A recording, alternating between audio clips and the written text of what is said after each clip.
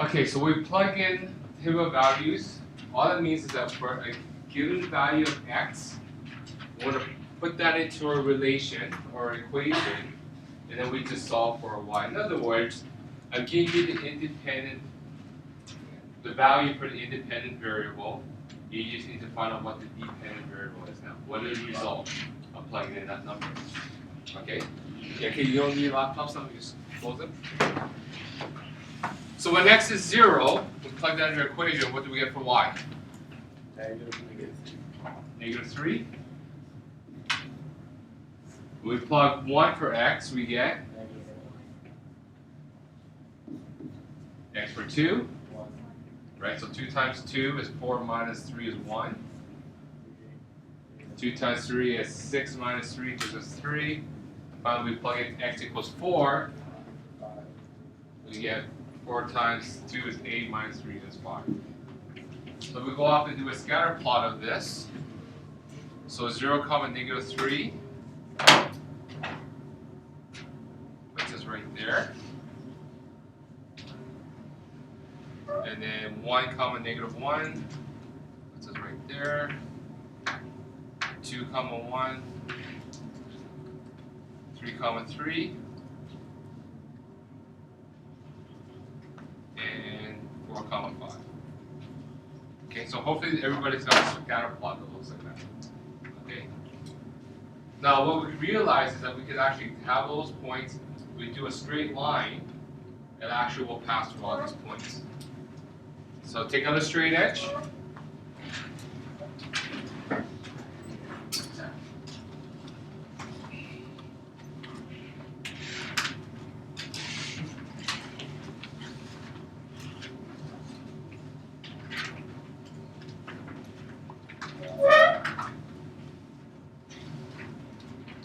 Off.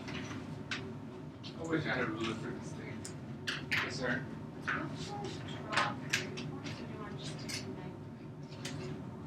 Well, I want you to do a scatter plot all 5 of these points and see that with the ruler and actually roll go through all 5 points.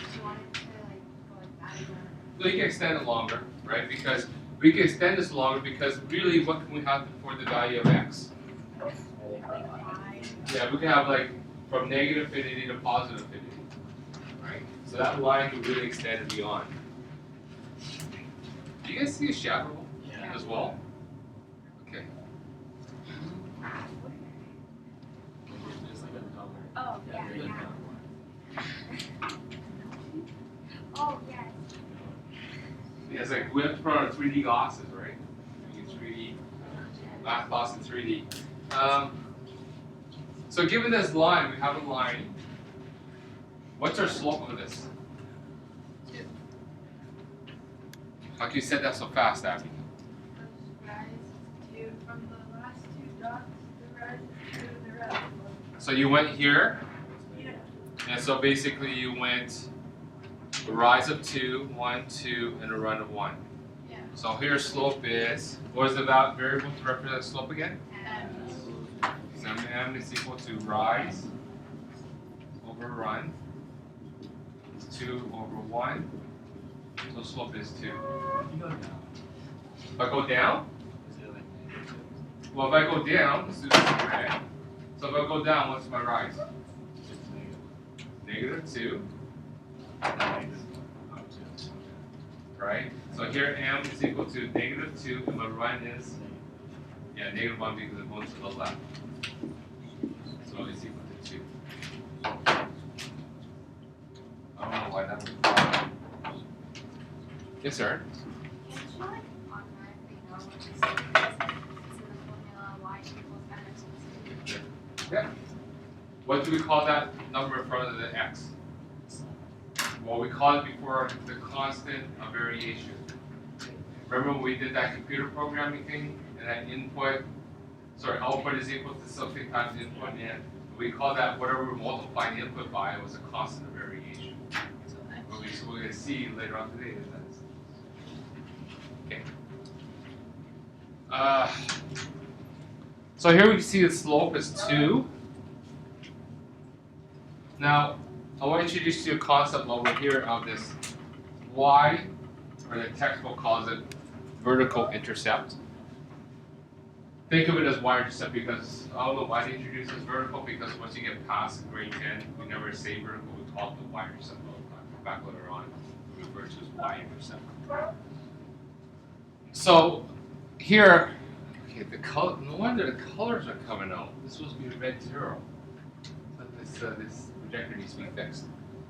So basically what we're talking about the y-intercept is, at what point does our line cross the y-axis? Okay? Yeah. In other words, where does it cross the y-axis? So we saw that it crosses at -3. Yes. Okay? What that really means also is, what is the value of y when x is 0? Okay? Because along a coordinate plane, or Cartesian plane, what's the value of x at this point? 0. X is 0. In fact, x is 0 all along this line, right? So we just want to know when x is 0, what's the value of y? And that's where it's going to cross the y-intercept, sorry, the y-axis, because that's where x is 0. So in this case, our y-intercept is -3. That is when x equals 0, y is equal to -3. Okay.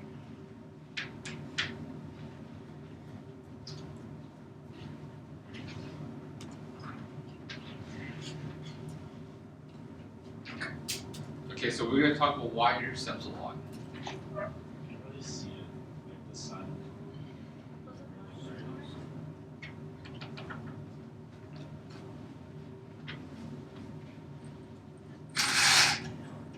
Does that help? I think it's the other one. Yeah. Oh yeah, that's their sun right there. Better? Yeah. Okay. So basically the y-intercept is what is the value of y when x is 0. So in this case it's -3. Now another thing we're going to introduce in this unit is this thing called first differences. So remember last time I realized I need to go back and change my notes a little bit because it's a little bit too much writing for you guys. I put little stars beside these notes. These are the key concepts that you need to understand hopefully by the end of this lesson.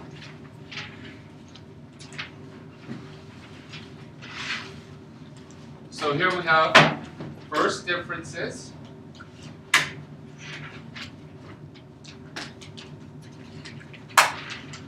Today's dates.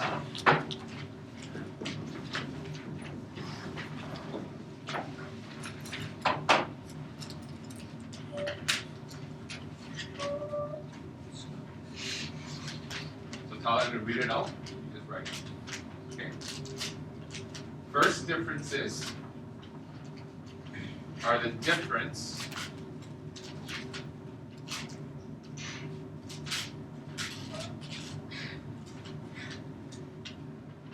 get it over with. Just do what you need to do. Get it over with.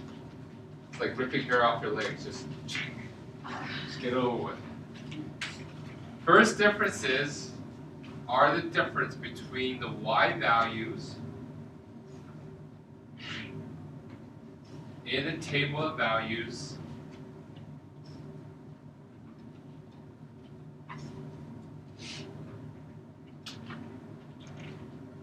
that have evenly spaced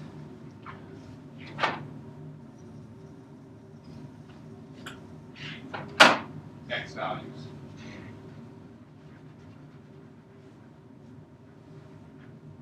Okay, so first differences are the difference between the y values in a table of values that have evenly spaced x values. And secondly, the y-intercept is the value of y in the relation when x is 0.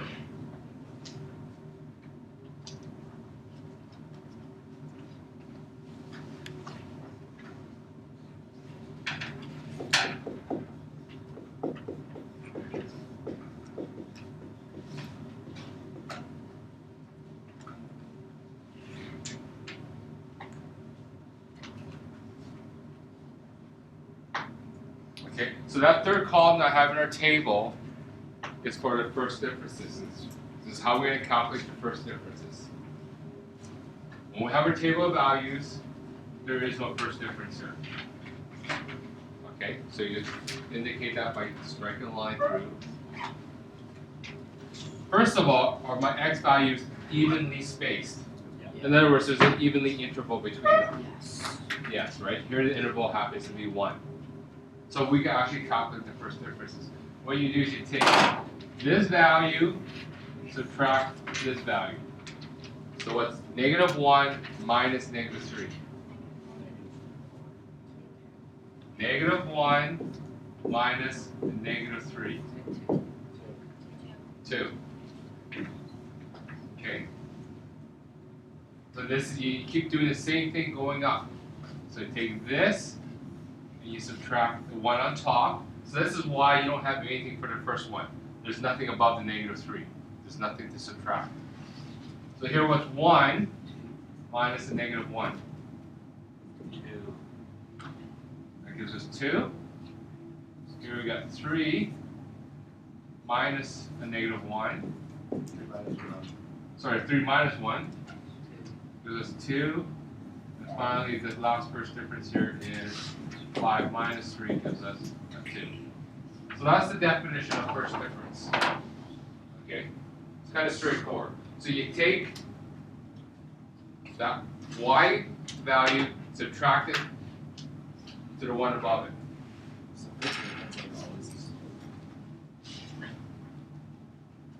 You notice that?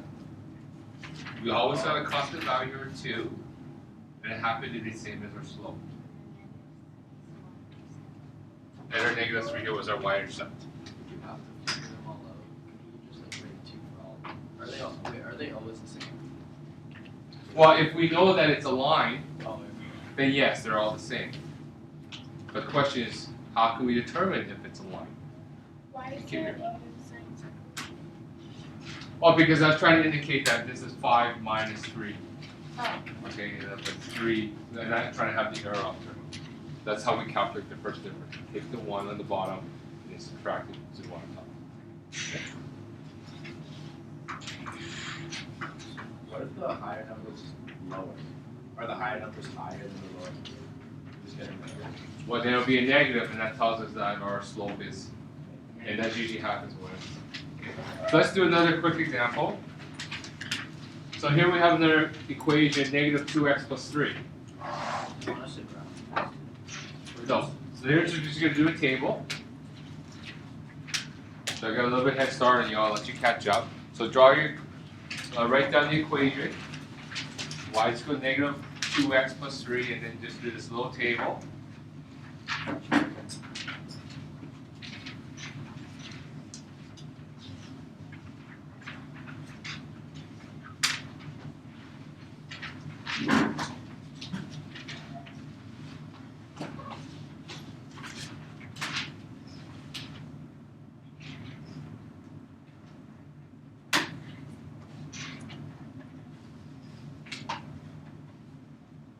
So again, we'll just use 0, 1, 2, 3, 4 for our x values.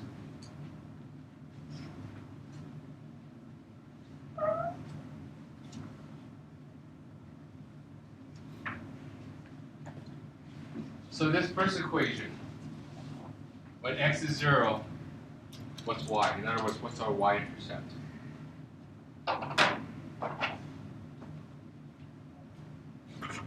So in the equation y is equal to -2x plus 3, when x is 0, what is y?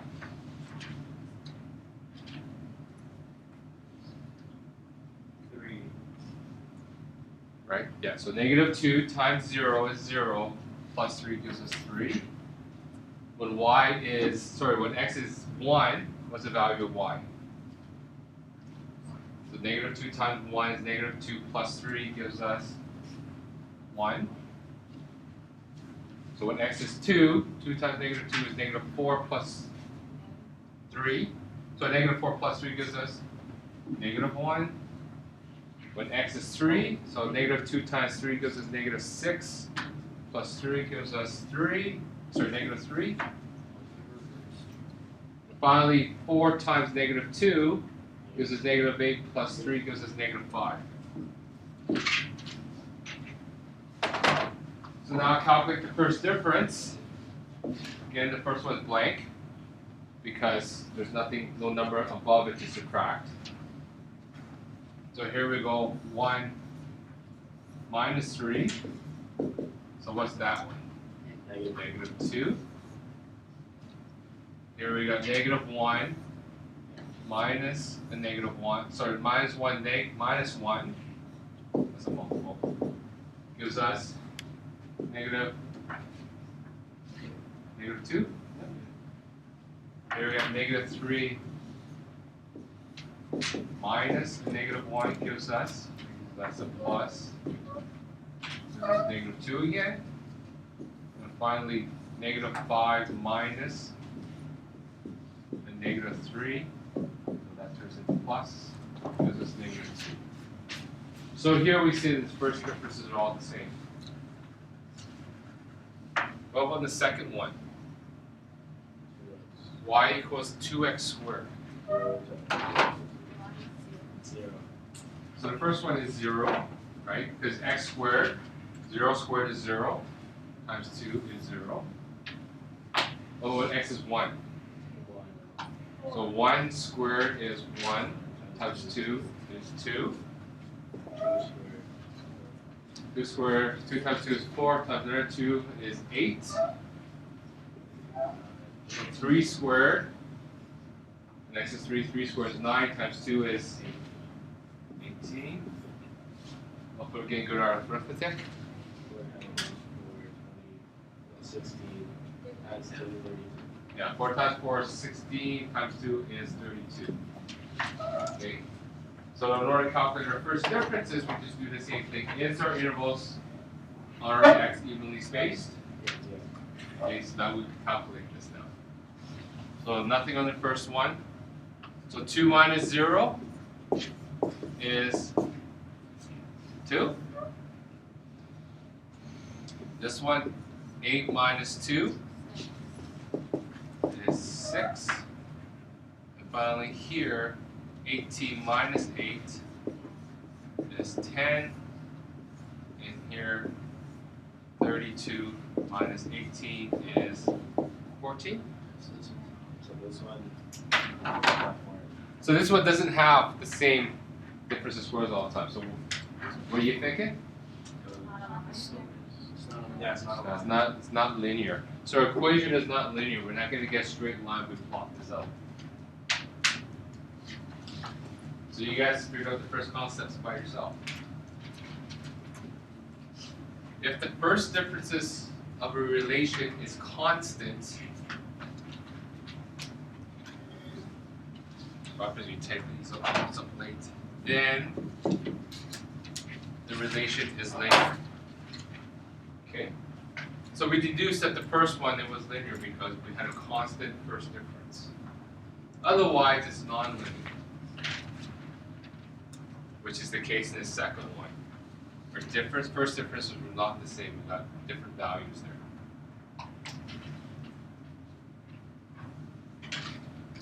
And this is a conclusion that Mac came up with, and I'm sure many of you saw this as well. The first difference of a linear relation is also the slope.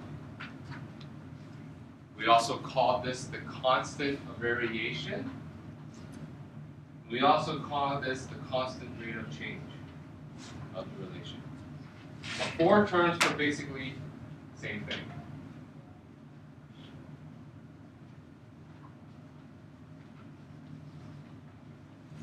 So rate of change is like when we had speed. Like when Veronica went on her jog in the morning, we have 1 unit over another. That was the rate of change.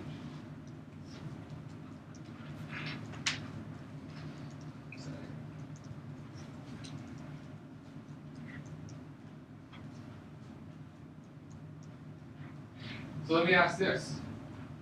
And I think Aaron sort of hinted this already. Do we see a connection between the first difference, the slope, constant of variation, rate of change, however you define it? Do you see a relationship between that and our equation?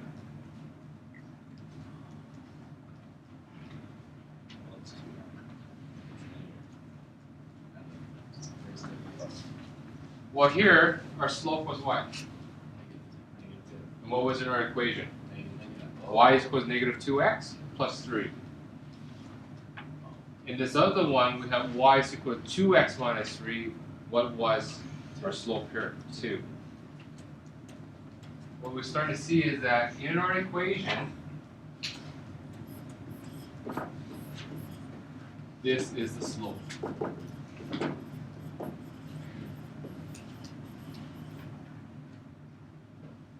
That value that we're multiplying the independent variable by, right, a constant variation in our equation is our slope. Now, another thing is sort of preparing you a little bit for grade 10 next year. What you realize is on our variable x, on our independent variable, what's the exponent on here? The exponent. 1. The exponent is 1. When the exponent is 1 in our equation, it's linear. When it's not a 1, in this case it's a 2, it's going to be non-linear. Okay? And you will study non-linear equations in depth next year. Lots of fun. Not. Well, I don't know. I think it's fun. Okay, so let's quickly do this. Let's see if, so you may be given a table, x and y values, tell me if the relationship is linear or not. Okay, so basically just want to go through and just calculate the first differences. Give you a little bit of time to write down the tables. Actually, you guys do it. You guys tell me if it's linear or not. Sorry? First one's not. First one's Write it out. Second one is the first one's not. Work it out, please. Okay, chances are it's good that you remember this now. A week from now, or actually you might have some later next week on this. I'm not sure yet. It's in discussion.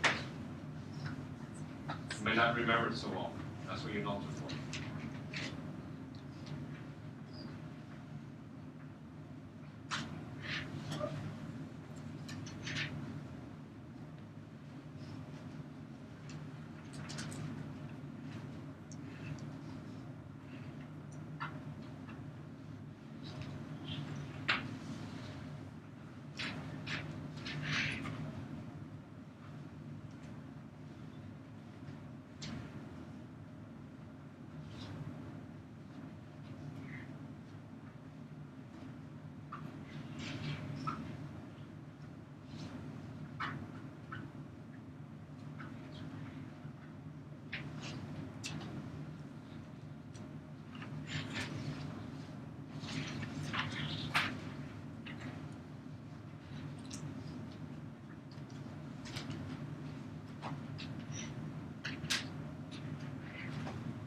So is A linear or non-linear?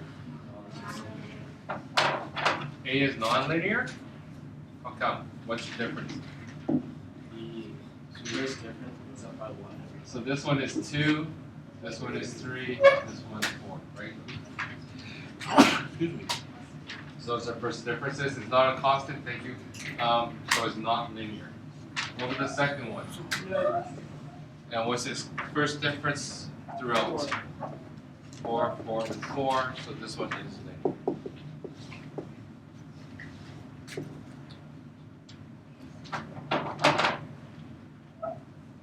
On a test, if we're told to make a graph, we just write first diff instead of first diff. Yeah. You mean the table of values? In fact, it would be nice enough to actually label it for you. Right? So here's a trick question.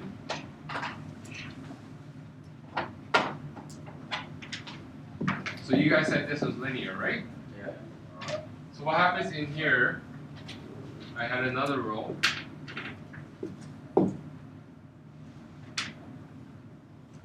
And I had those are my values. It's not like because it skips. Is it linear or non-linear? No, because the x isn't going up. Is Okay, so you notice that the x didn't go by even intervals. But it's still linear. Yeah. Well, the difference between 22 and 14 is 8. So you skipped number I skipped number 4, so 4 4. 4 would be 18. would be 18. It's still linear. It's still linear. Fact is, we don't know. We don't know what the value of y is when x is 4. So it may be linear, it may not be linear. So the fact is, our first difference doesn't even apply here because this is not a constant change. So we can't tell, we don't know.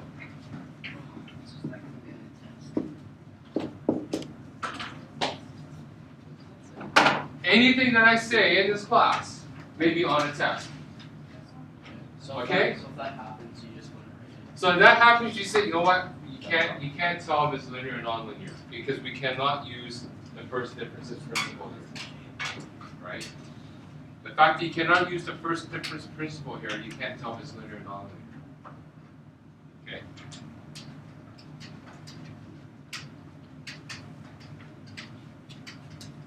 So here's a little example.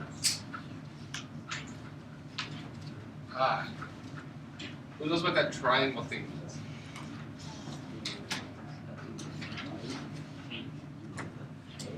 Change. You guys ever seen this? I think you might have done this in science. Oh, No?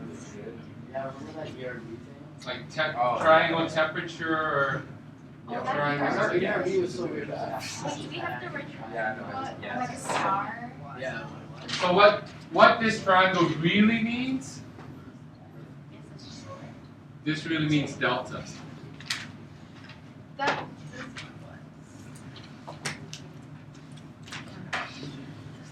Okay. So that triangle really means delta. I think I have to Google it at some point. I think that's Greek for change. Okay. But we use delta in our everyday, well not everyday language, but in a scientific and mathematical language. So in other words, delta x means our change in x. Delta y is a change in y. Okay. So here we have a tile that measures 3 by 3. And we sort of want to understand the relationship between sort of like the length if we put these tiles together and the area. Okay. So if I have one tile, what's my length? 3. Okay, right? Do you need some time to write this down? The table?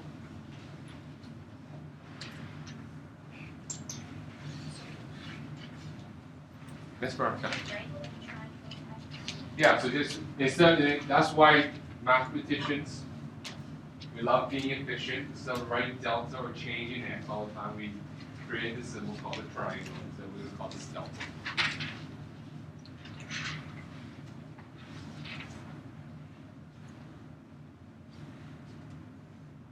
So if our length is 3, what's our area? It's just 3 times 3, which is equal to 9. What's your delta x? What's your change in x? Yeah. Sort of like the first differences, right? First table, first row, we don't have a change yet. Okay? So we have 2 tiles. There should be another one here for tile number. So there's 1 tile. We have 2 tiles together. What's our length? 6. And now what's our area? 6 times 3 is equal to 18.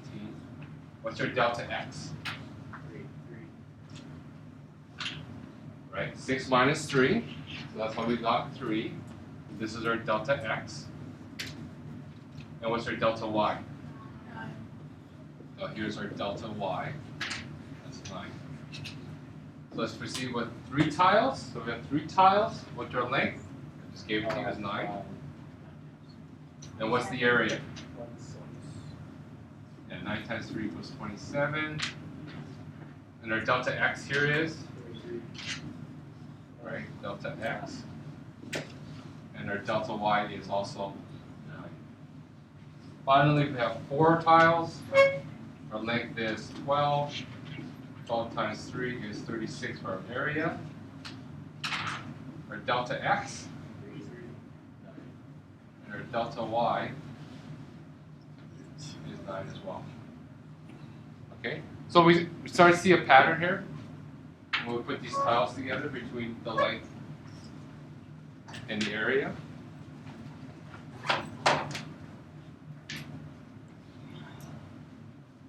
So it's the relationship between the length of a roll and the area, linear or non-linear? Linear, how come?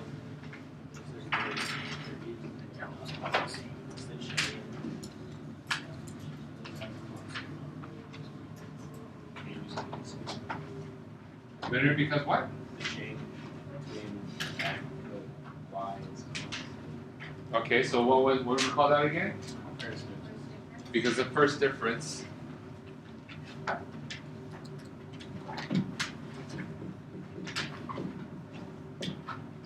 is constant.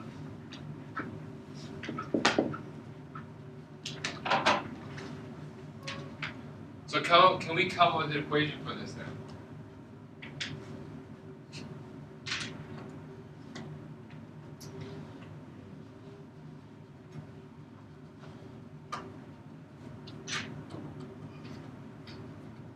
What's your independent variable? What's your dependent variable? So your independent variable is area.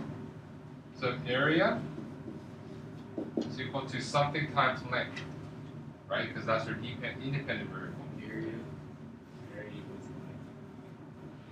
So what do you think that equation is? So area is Three times Yeah. 3 times the length. Looks like, right? Or J is equal to 3L. Okay. So we saw that our first difference in the x is 3. That's how we got. Well, we basically how we got to 3 is what I want to talk about. How we got to 3 here is that what's our rise? Our rise over run. So remember, our slope is rise over run.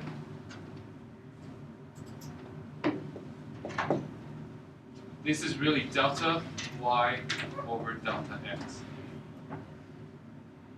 Okay, our change in y value is a change in a rise over a change in run. So here, what's our delta y?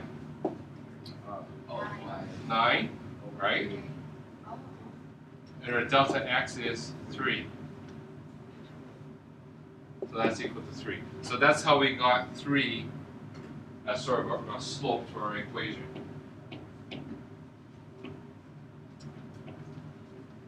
One last slide. Last key concept is a linear relationship has an equation y is equal to mx plus b.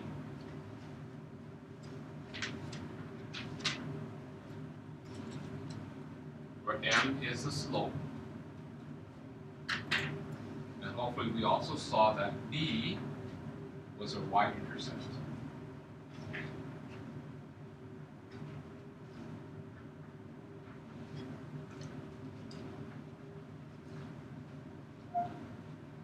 Does it make sense that b is the y-intercept?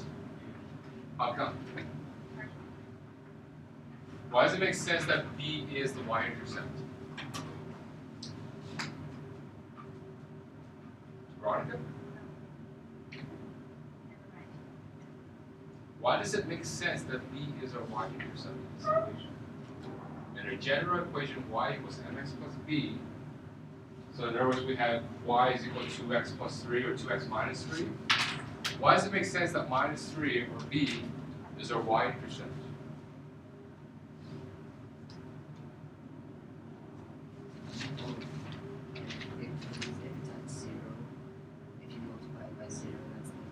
Exactly, right? Y-intercept means that where the cross is where x equals 0.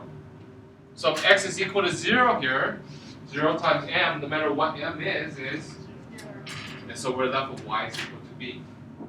So that's why when x is 0, y is equal to b. So that's the definition of our y-intercept.